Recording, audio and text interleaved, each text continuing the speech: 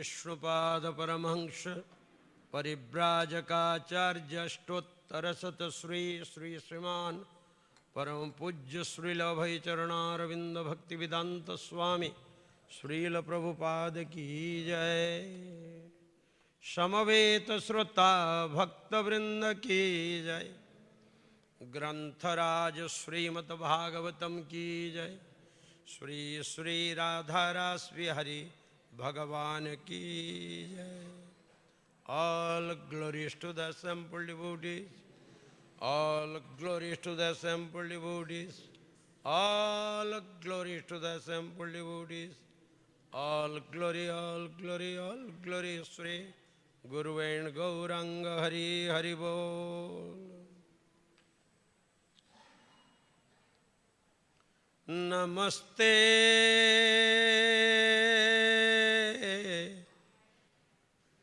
Guru Devaya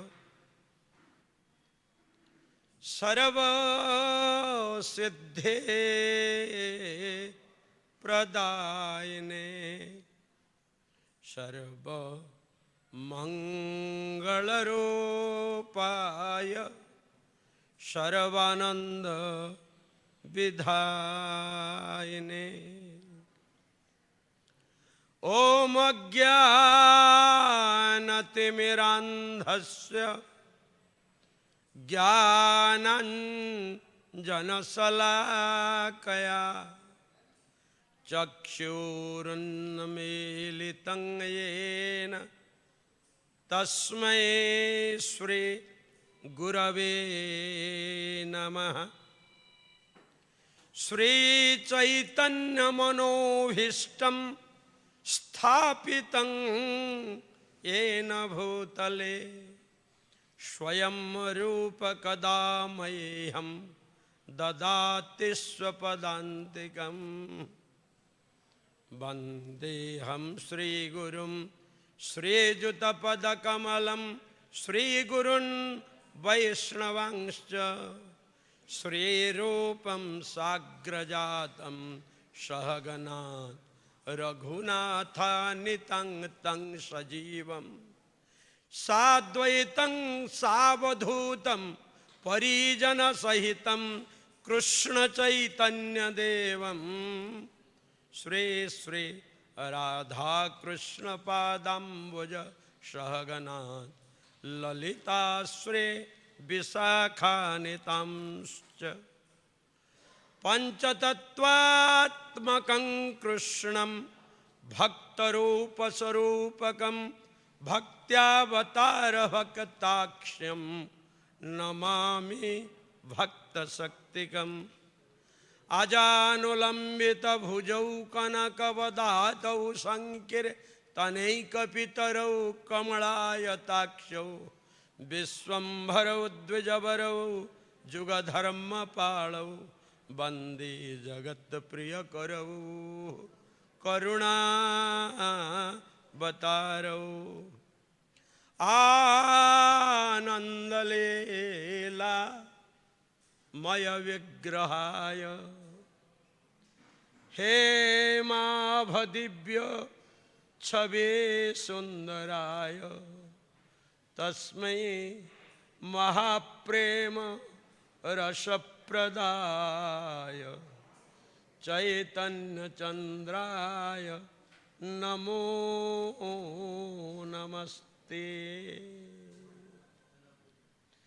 Gurave Gaurachandraya Radhikaya Istadalaye Krishnaya Krishna Bhaktaya Tad Bhaktaya Namo Namah Prahlada Bhaktavatshalyam Hiranaksha Vidaranam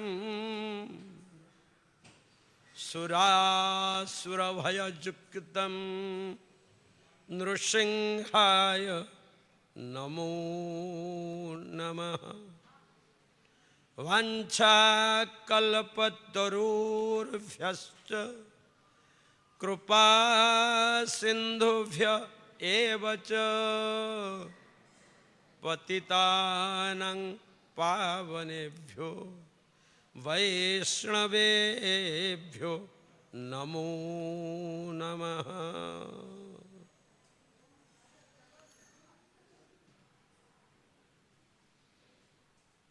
नारायणं नमस्कृत्यं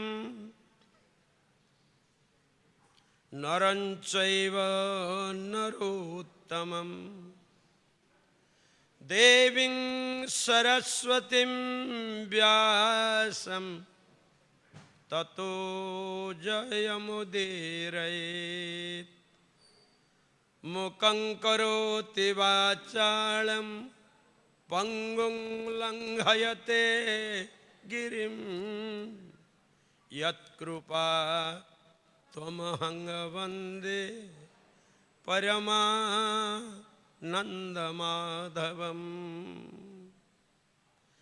वेदान्नुधरते जगन्निवहते भूगोळमद्विव्रते दैत्यं दारयते बलिं छलयते क्षत्रक्षयं कुर्वते पौलस्त्यं जयते हलं कलयते कारुण्यमातन्वते म्लेच्छान् मूर्छयते दशाकृतिकृते कृष्णाय तुभ्यं नमः। ओम नमो भगवते वासुदेवाय।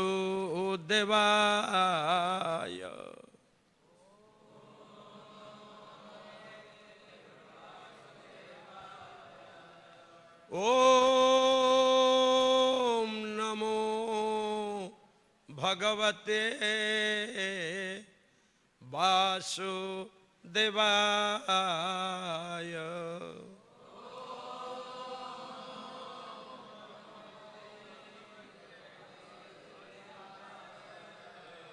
ओम नमो भगवते वासुदेवाय।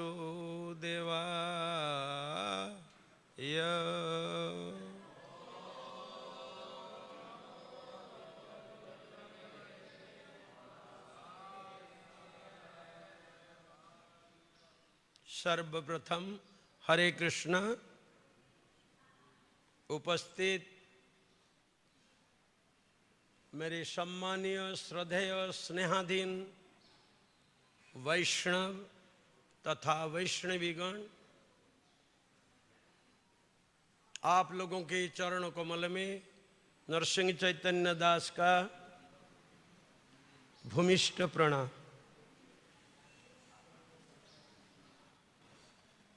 मनुष्य जीवन का बड़ा सौभाग्यशाली वो व्यक्ति होता है जिस समय हम भक्त मंडली के बीच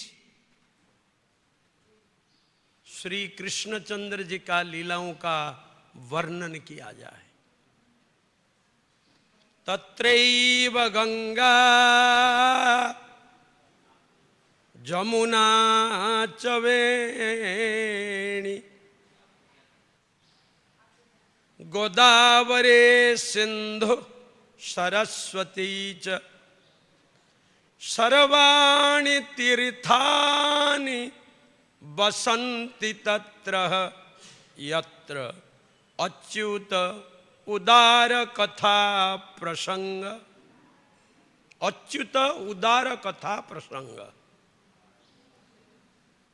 उसी स्थान में, जिस स्थान में भगवान अच्युत अर्थात विष्णु, नारायण, कृष्ण, वैकुंठ, विष्णुरश्रवस, दामोदर, हृषिकेश, केशव, माधव, शोभो, दैतारी, पुंडरीकाक्ष, गोविंद, गरुड़ध्वज, पीतांबर, अच्युत, शार्ंगिन, विश्वक्सेन, जनार्दन, उपेंद्र, इंद्रावरज चक्रपाणी चतुर्भुज पद्मनाभ मधुरीपुर वासुदेव त्रिविक्रम देवकीनंदन शौरी श्रीपति पुरुषोत्तम वनमाली बलिध्वंसी कंसरात्रिर अधोक्षज। इन भगवत नाम को जिस स्थान पर भक्त कीर्तन करे उस स्थान पर गंगा यमुना सरस्वती गोदावरी कृष्ण इत्यादि सर्व तीर्थ उपस्थिति होते हैं। वृंदावन जाने की आवश्यकता नहीं है, गंगा जी में जाके स्नान करने की जरूरत नहीं है। आज समग्र विश्व श्रील प्रभुपाद जी की मंदिर जहां जहां है वहां पर ये सभी तीर्थ बैठे हुए हैं। ये श्लोक उसका प्रमाण है। तो आइए, बड़े सौभाग्यशाली आप भक्त हो। अद्य दिवस में राधा रास बिहार की समक्ष श्रीमद् भागवत की कथा। गंगा नदी के किनारे 88,000 ऋषियों ने बैठे हुए थे। सुखदेव गोस्वामी पधारे। जैसे सभी नक्षत्रों के बीच चंद्रमा का उदय होता है। वरम एक गुणी पुत्रो न च मूर्खो सतैरपि एक चंद्रस्तमहंति न च तारागणैरपि। एक चंद्रमा की उदय होने से समस्त नक्षत्रगण लाख बिलियंस नक्षत्र फीका पड़ जाते हैं। ऐसे ही 88,000 ऋषि जब नैमिषारण्य में बैठ करके श्रीमद् भागवत को श्रवण कर रहे थे, सुखदेव गोस्वामी पधारे। जैसे नक्षत्रों के बीच चंद्रमा। आइए, द्वैपायन मुनि व्यासदेव के लिखे हुए इन श्लोकों का मैं पाठ करता हूँ और आप लोग मेरे पीछे पाठ कीजिए। 10वां स्कंद अध्याय 16 श्लोक संख्या 47 और 48। ठीक है ना? 47 नंबर श्लोक में प्रोपोट नहीं है तो मैं पढ़ देता हूँ और 48 नंबर श्लोक में पढ़ूंगा और आप लोग मेरे पीछे पढ़ना। 47 नंबर श्लोक। अव्याकृत विहाराय सर्वव्याकृत सिद्धये हृषिकेश भमस्तेस्तु मुनये मौनशीलिने।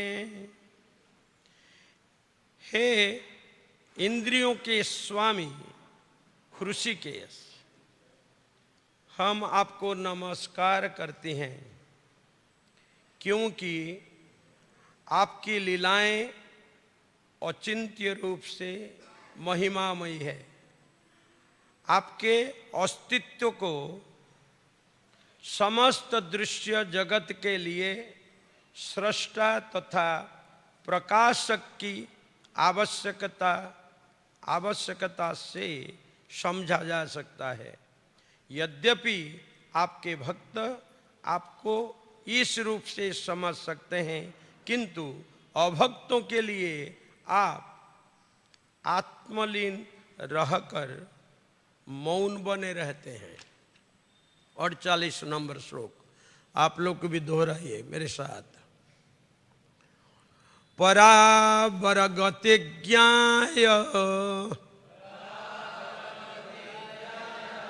परावरगतिज्ञाय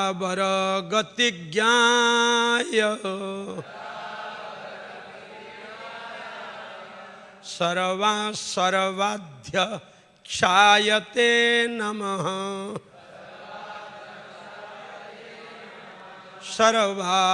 सर्वाध्यक्षायते नमः। अविश्वाय च विश्वाय अविश्वाय च विश्वाय तदरष्टेस्य च हेतवे तदरष्टेस्य च हेतवे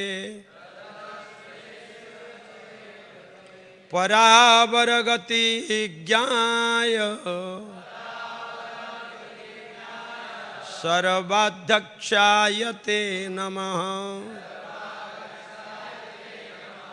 अविश्वाय च विश्वाय तदरष्टेस्य च हेतवे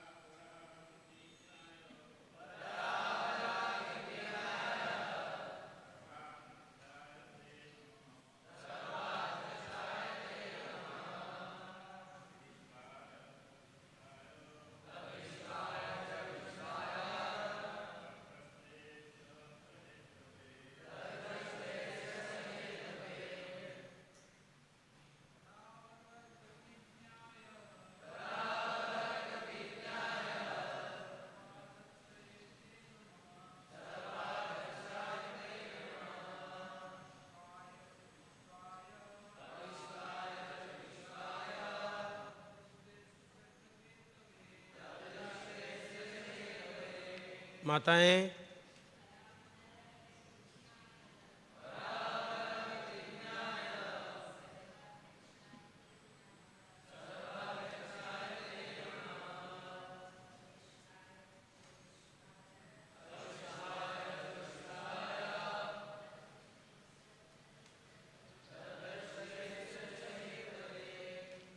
पर अवर उत्तम तथा निकृष्ट दोनों ही तरह की वस्तुओं के गति गंतव्य ज्ञाय जानने वाले को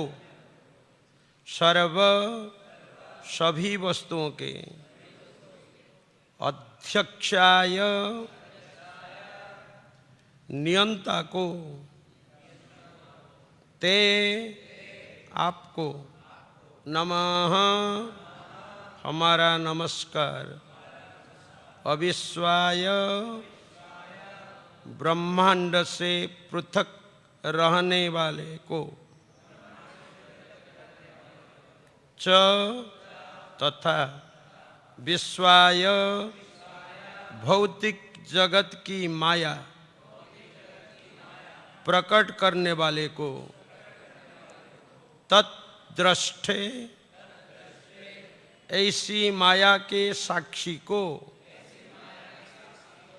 अस्य इस जगत के च तथा हेतवे मूल कारण को। ट्रांसलेशन।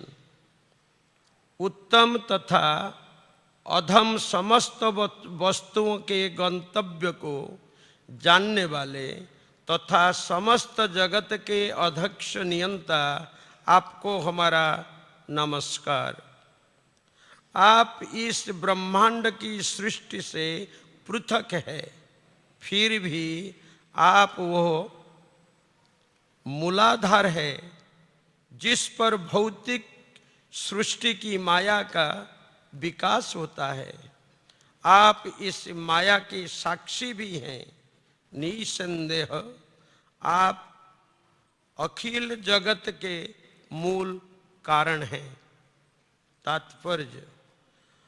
पर तथा अवर शब्द उत्तम सूक्ष्म तत्व तथा निकृष्ट स्थूल तत्वों का बोध कराने वाले हैं। ये शब्द उत्तम पुरुषों अर्थात भगवत भक्तों तथा उन निकृष्ट पुरुषों के भी सूचक है जो भगवान को महिमा से अनजान होते हैं।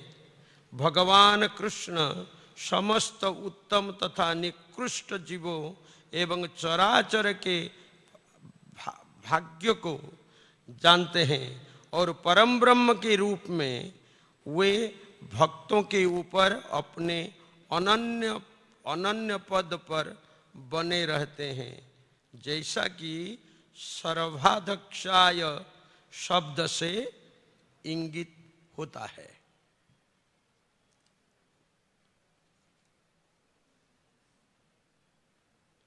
पहला श्लोक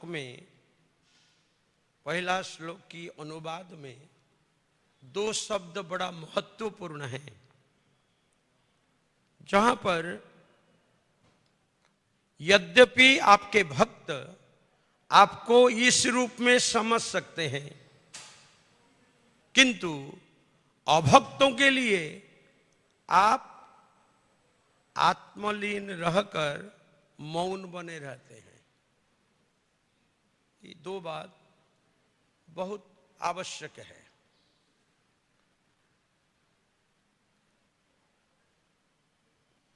काली और नाग अहंकारवश भगवान को नहीं पहचानता, भगवान को मारना चाहता है। जब भगवान उसे दंड देना चाहे, क्योंकि भगवान को जो प्रिय भक्तगण है, कालिय उनको सताया, तो भगवान को ये पसंद नहीं था, बर्दाश्त नहीं था जे भगवान के भक्तों को कोई सताए। भगवान सब सह सकते हैं, भक्त को सताना भगवान नहीं सह सकते। तो भगवान ने ये प्रण लिया जे कालियों को किसी ना किसी प्रकार से ये हृदय से मैं बाहर फेंकूंगा, और कालिय की मद को दमन करने के लिए भगवान जल में कूद गए। और सर्प ने क्या किया ना, भगवान को लपट लिया अपनी शरीर से, लंबे शरीर से। यह सर्प का स्वभाव है। क्या स्वभाव है ना, सर्प को दिले क्षीर पान, क्षीर दातार हरे प्राण। सर्प को जो दूध पिलाता है, स्वाभाविक रूप में सर्प उसी को डंस लेता है। ये सर्प का स्वभाव है। इसलिए दुग्धपानम भुजंगाणाम उपदेश ही मूर्खाणाम केवलम क्रोधवर्धनम भुजंगानाम क्षीरपानम केवलं विषवर्धनम। कितना भी बड़ा व्यक्ति हो, सर्प को यदि दूध पिलाए जाए, दूध से सर्प का जहर बढ़ता है। और मूर्ख व्यक्ति को कोई उपदेश करे, मूर्ख व्यक्ति का क्रोध बढ़ता है। इसलिए सर्प स्वभाव से कालिय भगवान को तो पकड़ा और अपनी शरीर, रस्सी रूपी शरीर से भगवान को कस के पकड़ा और कसा, ताकि भगवान की हड्डी वगैरह टूट जाए। सर्प यही करता है। किंतु भगवान बहुत ही बलशाली है और सर्प चेष्टा करता रहा और भगवान का कुछ हुआ नहीं। अंत में भगवान कालिय की मस्तक पर चढ़ गए और कालिया का सहस्र फण था, सहस्र फण। और अंत में भगवान ने नाच नाच कर सभी फणों को इतस्तत कर दिया। बाकी 101 फन बाकी रहा। और 101 फन में भी कालिया चाहा ठाकुर जी को दंश ले, क्योंकि कालिया की दांत में ही कालकूट जहर था। तक्षकस्य दंते विषम वृश्चिकस्य विषम पृच्छे मक्षिकायाम विषम मुखे दुर्जनस्याद सर्वांगे विषम। सर्प की जो जहर है वो सांप के दांत में होता है, और वृश्चिक स्कॉर्पियो जो बिच्छू है, बिच्छू के जहर उसकी पूंछ में होता है। और मक्षिकाया जो मक्खी है उनकी जहर अपने मुंह में होता है, सूंड में। वो हाथ को खींचते रह के सब जगह पर जीवाणु फैलाता है। किंतु जो दुर्जन व्यक्ति है उसकी अंग अंग में जहर भरा होता है। तो कालिया एक दुर्जन है, नहीं तो भगवान को अनिष्ट क्यों पहुंचाना चाहता है। किंतु कालिया की जो पत्नी है वो बड़े भक्तन है, बड़े भक्त हैं ठाकुर जी के।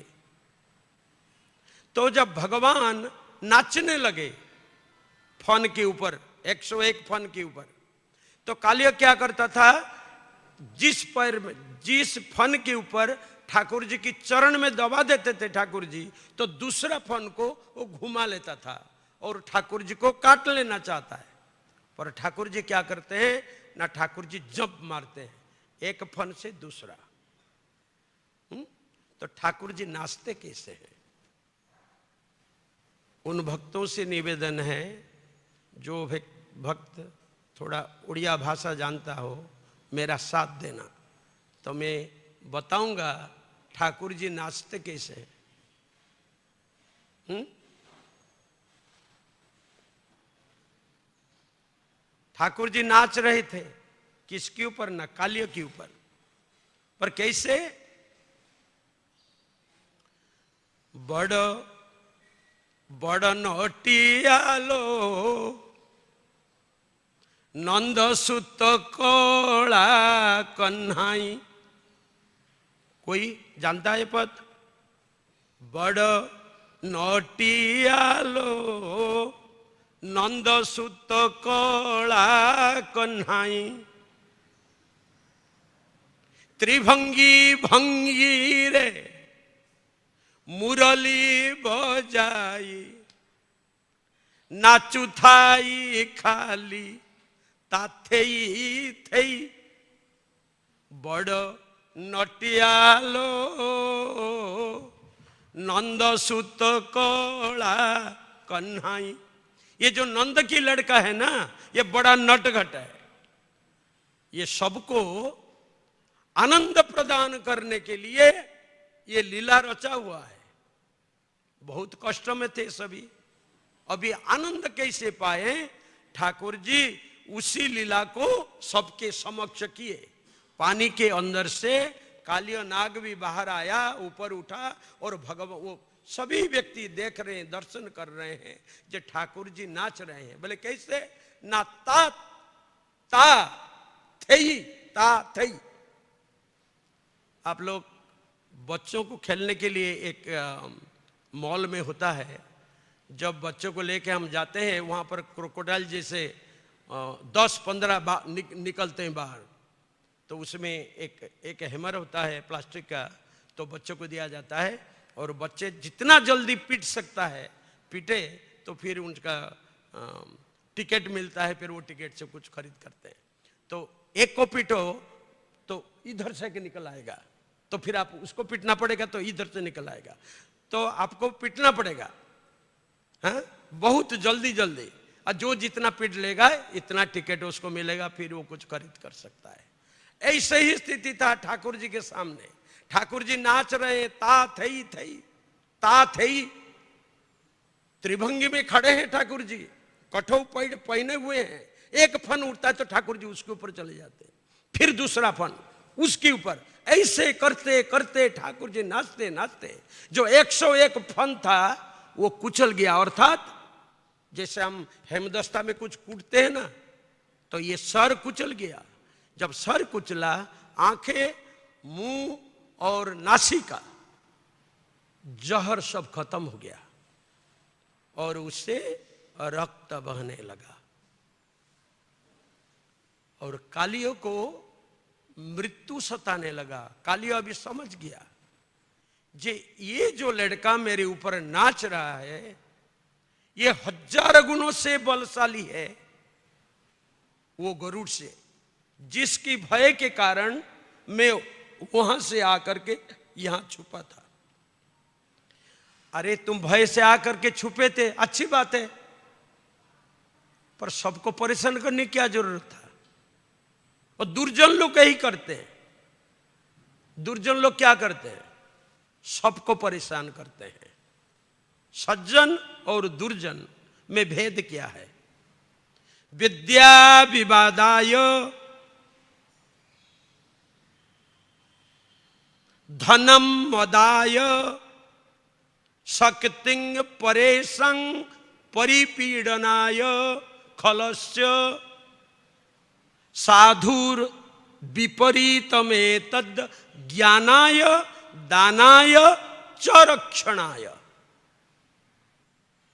तो खल व्यक्ति का, दुर्जन व्यक्ति का क्या प्रमाण दिया शास्त्रों ने? ना विद्या विवादाय, जब विद्या आहरण करे व्यक्ति उसको विवाद में व्यतीत करता है।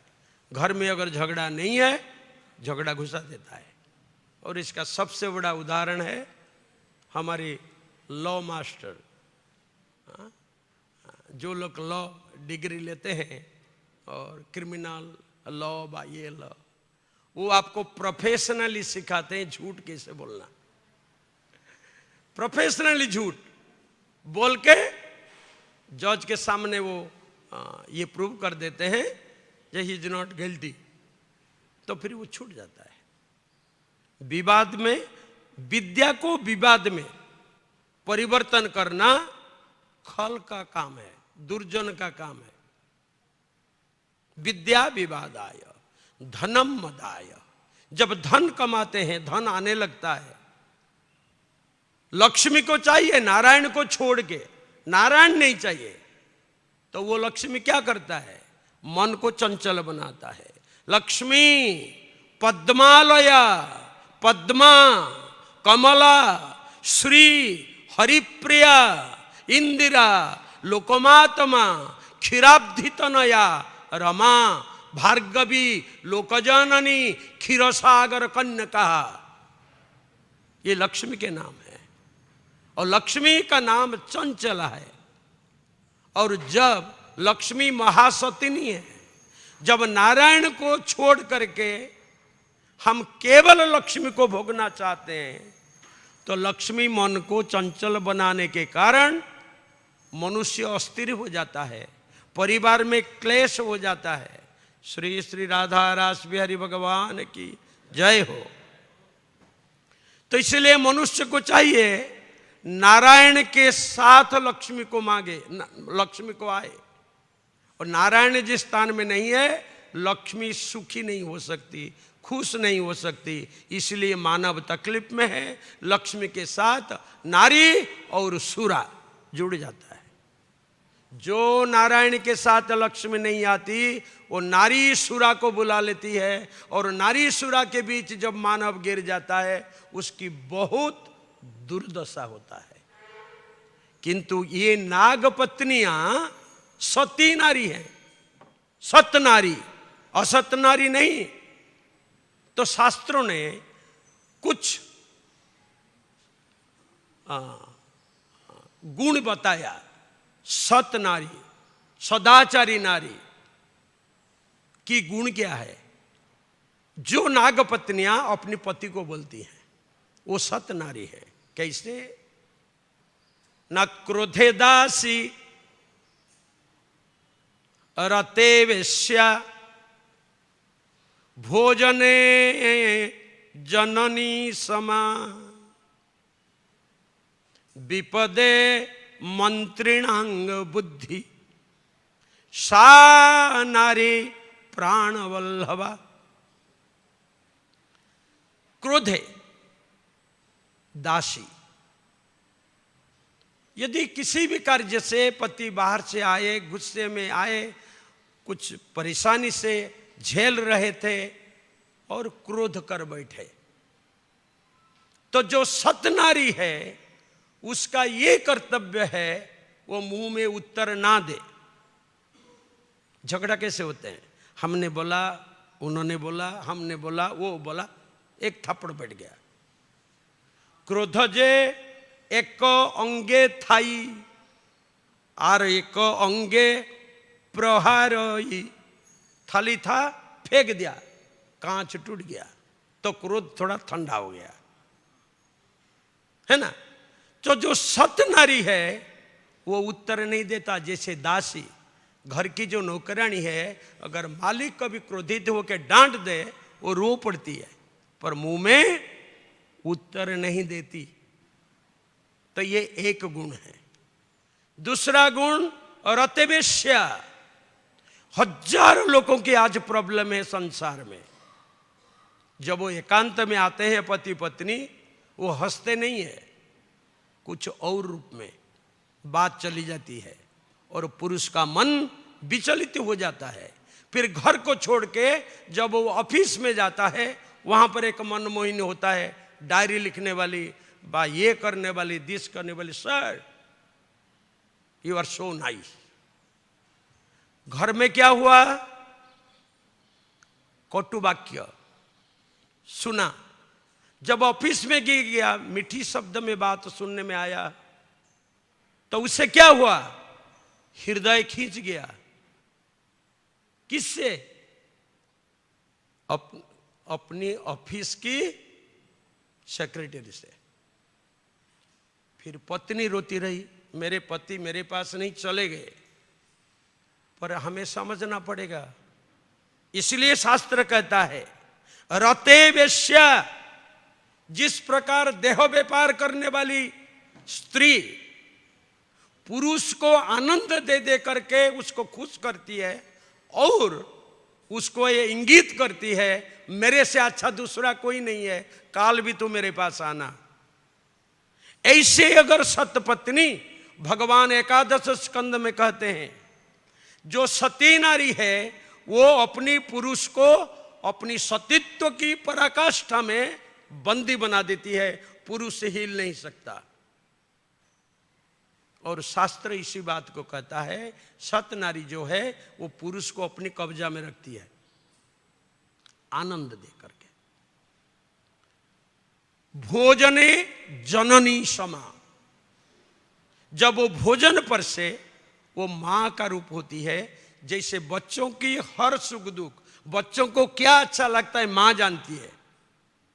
तो जब पत्नी परोसे, वो मां जैसे समझे मेरे पति को अच्छा क्या लगता है, तो अभी तो आनंद आता है भोजन करने में।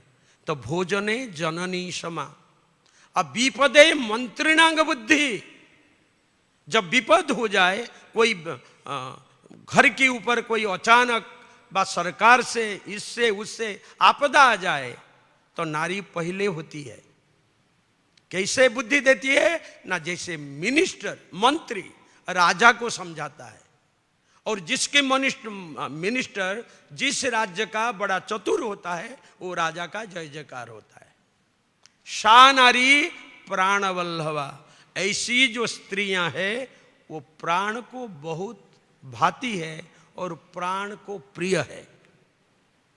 तो दूसरी पार्ट की जो है उसकी यहां आवश्यकता नहीं है, तो उसको हम छोड़ देते हैं। तो यहां पर पॉइंट है, जे पत्नियां, नाग पत्नियां अपनी पति को सलाह देती है।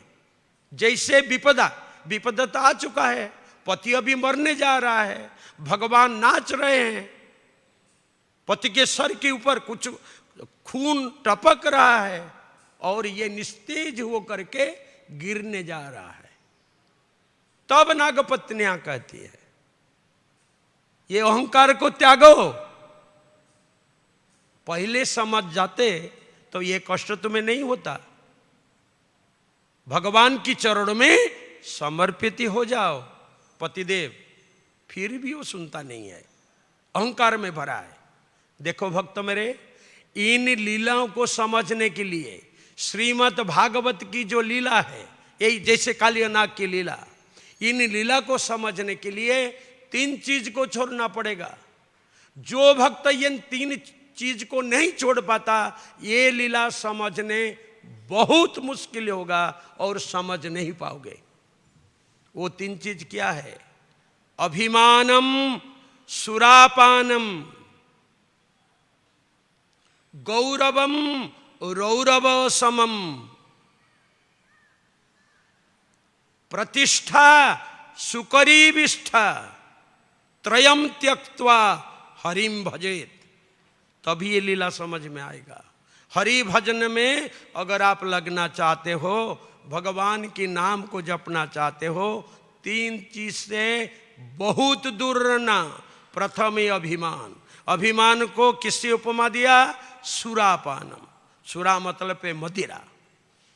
अभिमान जब शरीर में चढ़ जाए, मैं पुरुष हूं, स्त्री हूं, भारतीय हूं, अमेरिकन हूं, जापानीज हूं, पाकिस्तानी हूं, ये सब अभिमान की सूचक है। बहुत धनाढ्य हूं, बहुत रूपवान हूं, विद्वान हूं, इन सभी से निकलना पड़ेगा।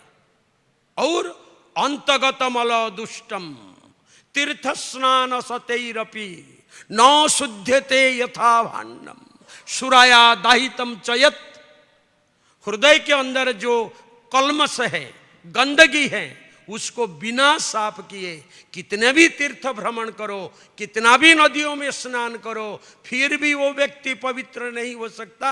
राजा, जिस प्रकार मध्य भरा पात्र को अग्नि में 100 बार जलाने के बाद भी वो पवित्र नहीं होता क्योंकि मदिरा भरा हुआ है, उसी प्रकार जिस हृदय में गंदगी भरा हुआ है, काम क्रोध लोभ मोह मद मत्सर्य में जड़ा हुआ है, वो कभी पवित्र अवस्था को प्राप्त नहीं हो सकता। इसलिए अभिमान से दूर रहना। और गौरव, गौरव और रौरव सम। श्रीमद् भागवत में 28 नरक की वर्णन होता है, और रौरव नरक एक बड़ा नरक है, सबसे बड़ा नरक एक रौरव नरक है। वो उसका उपमा किससे दिया ना? जो गौरव चाहता है। गौरव शब्द के अर्थ है, आज इतना साल हो गया हमारे अमेय विलास महाराज कितने हम्बल सन्यासी है, बहुत ही यंग एज में उन्होंने सन्यास लिया। हमारे अथॉरिटी मुकुंद माधव प्रभु, उनके सामने हमारा क्या है? मैं तो नहीं उनके सामने। जो उन्होंने त्यागा, मेरे पास वो त्याग नहीं है। पर हमें समझना चाहिए जो व्यक्ति कुछ छोड़ा और गोविंद के पास आया, हम भक्तों को चाहिए उनका सम्मान करे, केवल मुंह से नहीं, हृदय से। क्योंकि उन्होंने जो त्यागा, बहुत बड़ा चीज त्यागा।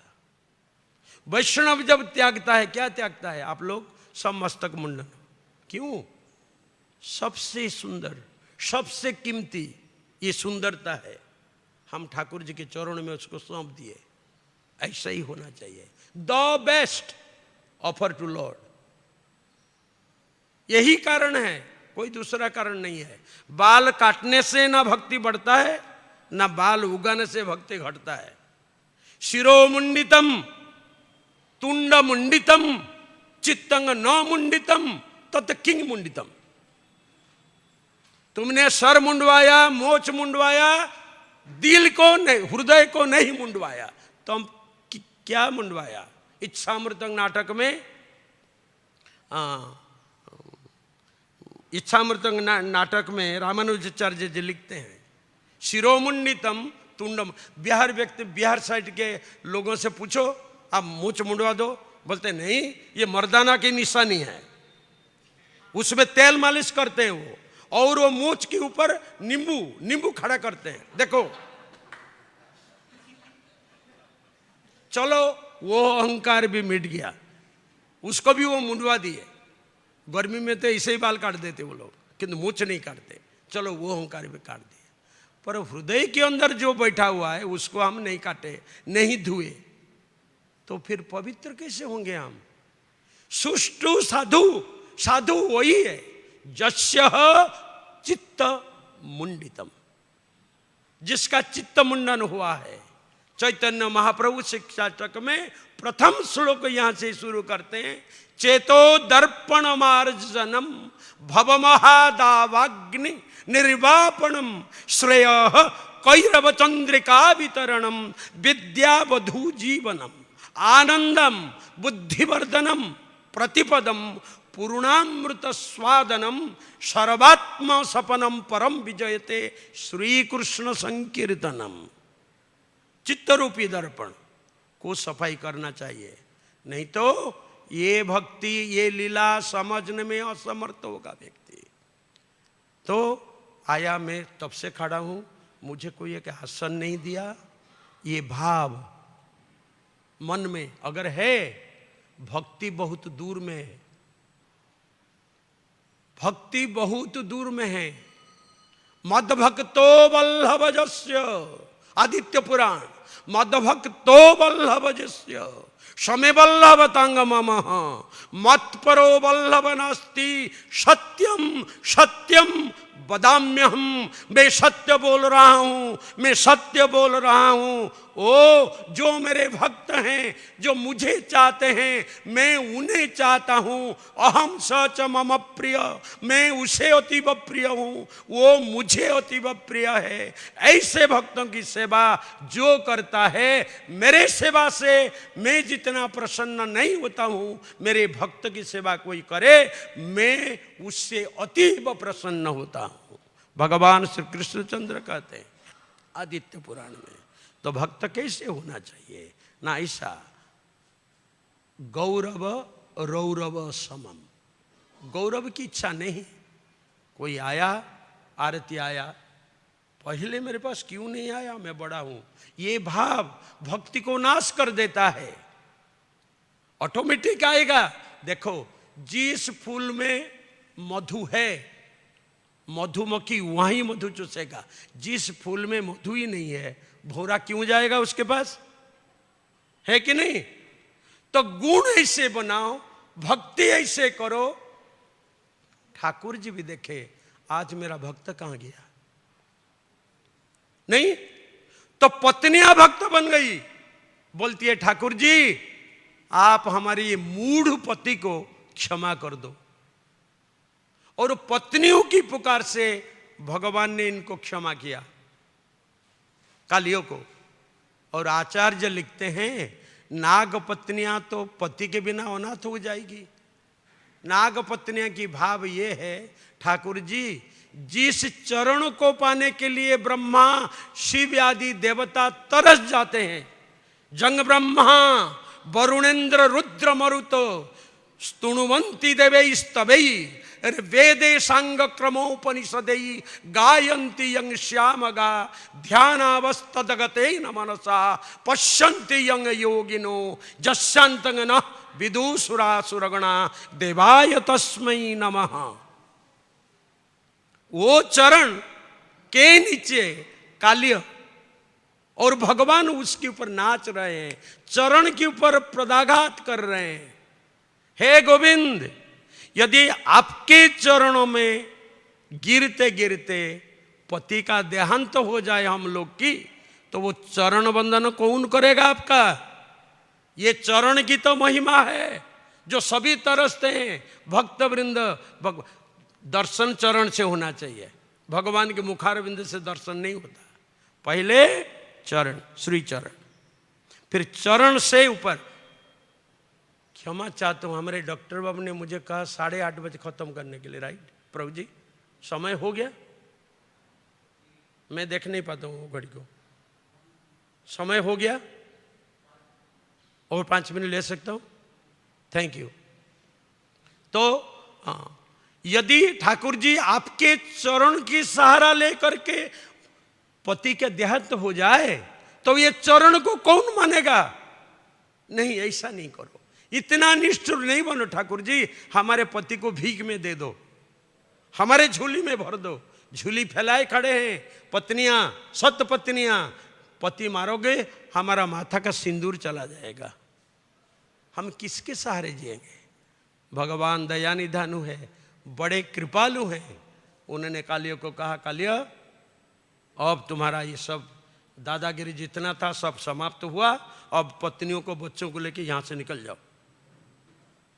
तो अंत में कालिया भगवान के चरणों में शरण लिया और अपने बच्चे पत्नी को लेकर के उस स्थान को छोड़ के समुद्र में चला गया। ये अंतिम कथा है।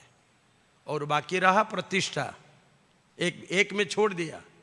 जब ये लीला को समझने के लिए प्रतिष्ठा है सुकरी विष्ठा, सुकरी मतलब सीपिक, द स्टूल ऑफ सीपिक, सुकरी विष्ठा। त्रयंग त्यक्त्वा हरिम भजे, हरि भजन में लगना चाहिए, माइंड को हरि भजन में लगाना चाहिए। ये तीन को छोड़ के प्रतिष्ठा शब्द का अर्थ है, हम लोगों ने देखा हमारे एक आचार्य थे, बहुत बड़े आचार्य थे, प्रभुपाद जी को बड़े प्यारा थे, पर ऐसे प्रतिष्ठा भाव जगा उनके अंदर, देखते देखते कहां चले गए, कल्पना से परे हो गए, आप लोग सोच भी नहीं सकते। इसलिए ये भाव से दूर रहना। कोई हमें सम्मान दे या कोई सम्मान ना दे, गोविंद तो देखते हैं ना हजारों आंखों से। तो क्वालिफिकेशन क्या है? एक गुरु थे, गुरु ने दो शिष्य को बुलाया, दोनों शिष्य भी बड़े धुरंधर थे गुरु जी के। उन्होंने दो पक्षी दिया ब्रह्मचारियों को, दो डिसाइपल को, बोले जिस स्थान पर कोई ना देखता हो तुम्हें उस समय पर इनको मार दो, और जो पहले मेरे पास आएगा वो ये गद्दी का अधिकारी होगा। गुरु जी ने ये कहा। एक भक्त था, पक्षी को पकड़ा और मार दौड़ भागा जंगल के अंदर। जंगल के अंदर देखा एकदम निघंट जंगल, सूर्य की रश्मि नहीं गिरता, एकदम किटकिटा अंधार था। तो उसने कहा था अभी तक कोई नहीं देख सकता। उसने पक्षी को मोड़ दिया और गुरु जी के पास तुरंत आ गया। दूसरा जो व्यक्ति था ब्रह्मचारी, वो सोच में पड़ गया। बोले गुरु जी ने तो कहा जहां कोई ना देखे वहां पर इसका वध करना। पहले तो 10 दिक दिखता है, चंद्रमा दिखता है, सूरज दिखता है, कोई ना देखे, वो पक्षी मुझे देखता है और मैं उसे देखता हूं। तो फिर गुरु जी ने तो ये कहा था कोई ना देखे। जब हम सोते हैं हमारे चक्षु उड़ करके जाता है और यमराज के पास सारा दिन में हमने क्या सोचा क्या क्या सब लिख के आता है। पर कली युग में सोचने का ऑफेंस नहीं लगता, क्योंकि ठाकुर जी कृपालु है, वो जानते कली युग के प्राणी ऐसे ही पतित है। मन में कोई बात हम सोच ले वो काउंटेबल नहीं है, पर शरीर और वाणी ये दोनों बहुत इफेक्टिव है, इसलिए दोनों को संभाल के रखना। गुरुजन के प्रति ऑफेंस बात करना अपराध है। अगर हमसे कोई बड़ा है, सीनियर है, उसको संस्कार कहते हैं, और संस्कारी अगर हम नहीं बने तो भक्ति कैसे होगा?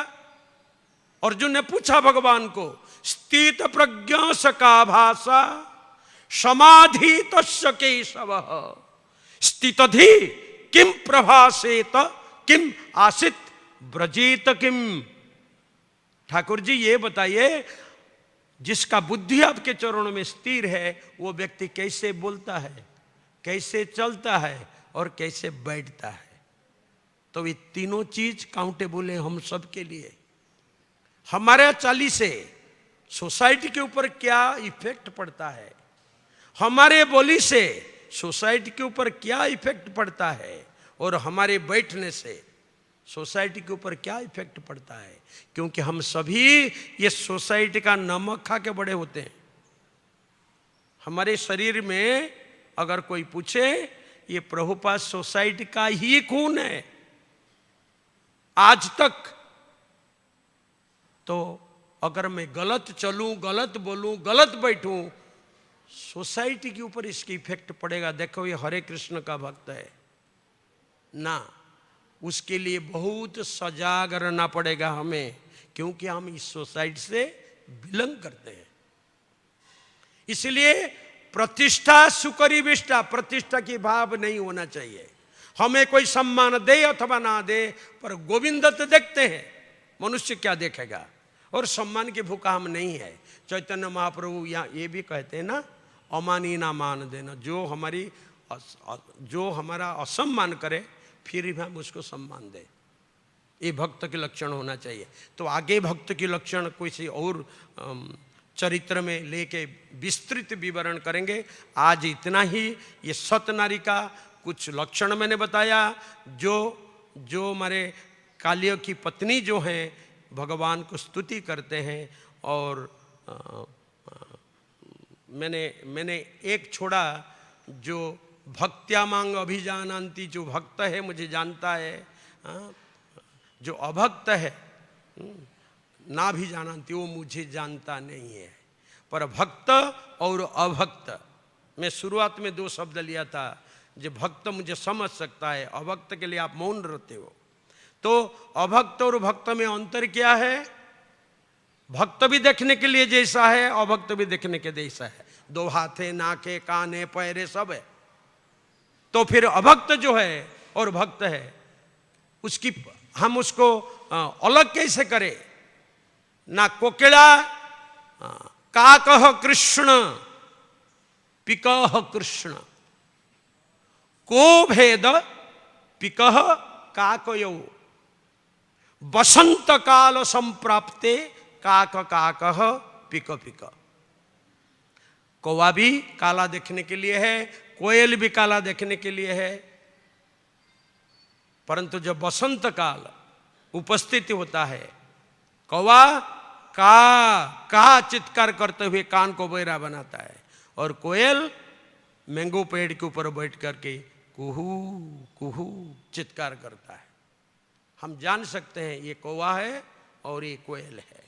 तो अंत समय जब भक्त के सामने आए, वो गोविंद गोविंद गोविंद करके प्राण को त्याग देता है, संसारी व्यक्ति भटक जाता है कौवा जैसे।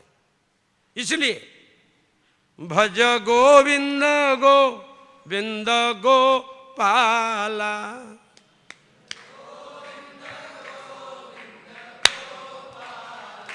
भज गोविंद गोविंद गोपाला,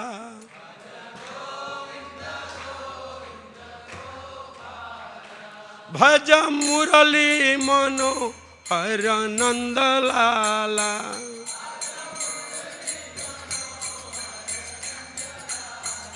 भज मुरली मनोहर नंद लाला,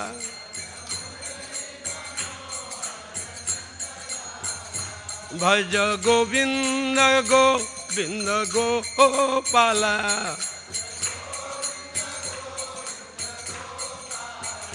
भज गोविंद गोविंद गोपाला,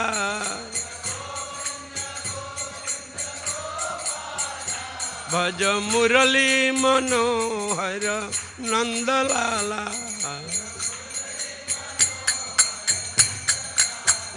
भज मुरली मनोहर नंद लाला, भज मुरली मनोहर नंद लाला। अभय चरणारविंद भक्ति वेदांत स्वामी श्रील प्रभुपाद की जय। ग्रंथराज श्रीमद् भागवतम की जय। राधा रास बिहारी भगवान की जय। राधा रास बिहारी भक्त वृंद की जय। हरि हरि वो। थैंक यू प्रभु जी, क्षमा चाहता। थोड़ा शॉर्ट क्लास में नहीं दे सकता प्रभु, आपने मुझे बांध दिया, मेरा ध्यान उसमें रह गया।